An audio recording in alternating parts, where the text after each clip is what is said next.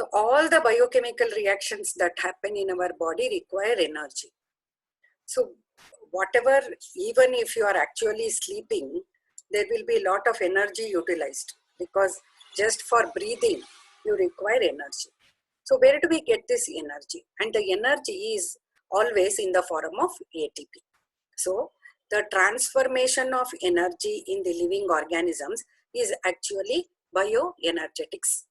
This happens by oxidation, which we call it as biological oxidation. So what is the goal of this bioenergetics? It describes how living organisms acquire and transform energy from plants to the living organism and then to each and every cell, so that it can do all mechanical work that it is going to do, or it could even be chemical synthesis or any chemical reaction that happens in our body.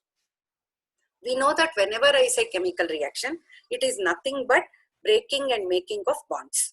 So there will be a lot of weak bonds that are broken and stronger bonds that are made. And for all this, we utilize energy. So how does this happen? We shall look at that, which happens in a sort of a cycle. So you can see here, by photosynthesis, the plants take energy from the sunlight, convert that into glucose. And when I convert that into glucose, then the glucose, of course, and also oxygen is released. This glucose is consumed in the form of plants or animals to human beings. And in our cellular respiration, what we have studied, that is metabolism, it is converted into ATP, and carbon dioxide and water are released.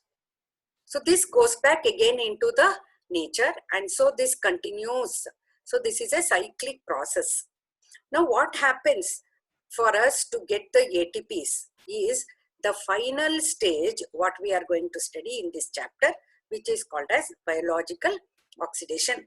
Why do I call this as the final stage? Because by the metabolism, we have already understood how the food we take in the various forms, it could be carbohydrate, it could be protein or fatty acids, we have broken down them to the monomers, finally oxidized them to carbon dioxide and water. Now when the oxidation takes place to carbon dioxide and water, they have to be converted into ATP. So that is what we are going to study here in biological oxidation. So to understand what is happening in this biological oxidation, first a little bit of physical chemistry. We already know Gibbs free energy. We have studied in thermodynamics.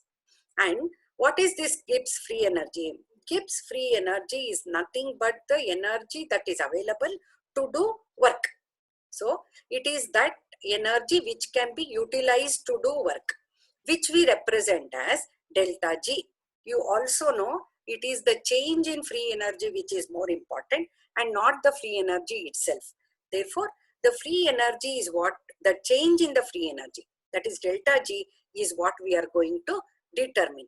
How can we determine delta G?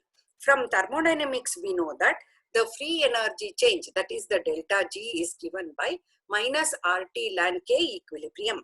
K equilibrium, you know, is an equilibrium that is established, that is the concentration of the products divided by the concentration of the reactants. So we know what is the biochemical reaction under study, from which we can calculate this K equilibrium, and from the K equilibrium we can calculate the delta G. Based on the delta G of a given reaction, the reactions are classified into exergonic and endergonic reactions. So like how we measure enthalpy in a chemical reaction, we measure free energy change in a biochemical reaction. You know what is the difference between the enthalpy and free energy. When I say enthalpy, it is the total heat content that is present in a given chemical reaction. The free energy here means that it is the Gibbs free energy, which is also considering the entropy concept, which is delta H minus T delta S. So it is taking into consideration both the enthalpy and the entropy change. So this Gibbs free energy we are considering here. Hence the reactions are called as exergonic reactions and the endergonic reactions. So what do you understand by endergonic and exergonic reactions, and how it is useful for us to understand finally the biological oxidation? So the exergonic reaction is one which is a spontaneous reaction. What is a spontaneous reaction? Which happens without any utilization of energy, which we call it as a spontaneous chemical reaction. This is very important in biology because it is going to be performed without utilizing any energy, and they are mostly the catabolic reactions that happen in our metabolism, which is also called as the cellular respiration. What happens in these catabolic processes? We have seen that it involves breaking of bonds during the reaction, and that happens in many pathways which we have already understood. So since the free energy is released here, it is the delta G, which is G products minus G reactants, which will be less than 0. So it will be minus delta G. Whenever delta G is negative, it is a spontaneous process. So the exergonic reactions are spontaneous, having minus delta G values.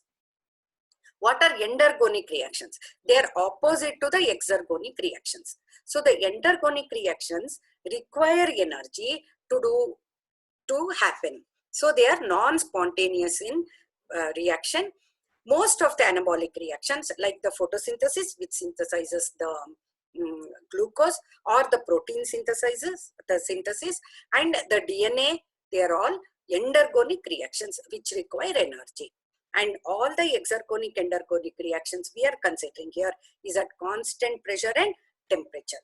So in case of endergonic reactions, delta G will be G products minus G reactants, which is greater than 0. That means it will be positive value, which we can show by the energy profile diagram like this. All right. So what is this? When I say time, it is the progress of the reaction. So when the reaction progresses, if you draw a graph of Gibbs free energy versus the progress, this is not enthalpy but the free energy chain, then so you can see here the reactants have lower energy and the products have greater energy, so the delta G becomes greater than 0. That means the reactants have to get this much amount of energy. So that is endergonic reaction. In exergonic reactions, products have lower energy, so the delta G becomes less than 0 or it is negative. So this becomes spontaneous. How does the reactions happen actually in nature? We define what are known as coupling reactions. What do you understand by coupling of reactions? So the energy, the exergonic reactions are those which release energy. So the energy releasing exergonic reaction is coupled with an endergonic reaction, so that the overall reaction becomes spontaneous with a decrease in the free energy. This is called as the coupling of the reactions. I will explain with an example. Look at this example here. Now we have an exergonic reaction which is hydrolysis of ATP. So the ATP gets hydrolyzed, so ATP plus H2O will form ADP, okay, adenine diphosphate, and the phosphate, the inorganic phosphate. What is delta G for this value? It is determined. It releases energy. Delta G is minus 7.3 kilocalories per mole. So what does this minus indicate? It indicates that it is an exergonic reaction. Remember, the reverse of this, that is ADP plus PI, will give you ATP plus H2O, which will be an endergonic reaction, which requires plus 7.3 kilocalories per mole. So if you have to write an example for exergonic and endergonic reaction, you can use the same. Exergonic is ATP plus H2O gives ADP plus PI, where delta G is minus 7.3. Reverse, if you write ADP plus PI giving ATP plus H2O, it becomes plus 7.3, and an example for endergonic reaction. Now, this exergonic reaction which gives out energy, this energy is utilized by the endergonic reaction. One example is the glutamate will absorb ammonia and forms glutamine. This requires an energy of 3.4 kilocalories per mole. If you combine these two reactions, then the total will be minus 7.3 plus 3.4, which becomes minus 3.9 kilocalories per mole. So the overall reaction would become exergonic and therefore favorable or spontaneous in nature. The another example, a very simple example is, we know glucose plus fructose gives sucrose. This is an endergonic reaction wherein delta G is plus 27 kilojoules per mole. So if you couple this with ATP plus H2O giving ADP plus PI, wherein delta G is minus 30 kilojoules per mole, so combination of this, that means glucose plus fructose plus ATP gives sucrose plus ADP plus PI, delta G becomes minus 3 kilojoules per mole, and therefore the reaction will become spontaneous and will take place. So you can here see that the nature is so conveniently combining, coupling an exergonic reaction and an endergonic reaction. It is simply by saying that one reaction which gives out energy, it is utilized by the other, and that will give you the overall reaction which becomes spontaneous, and this is called as coupling reaction.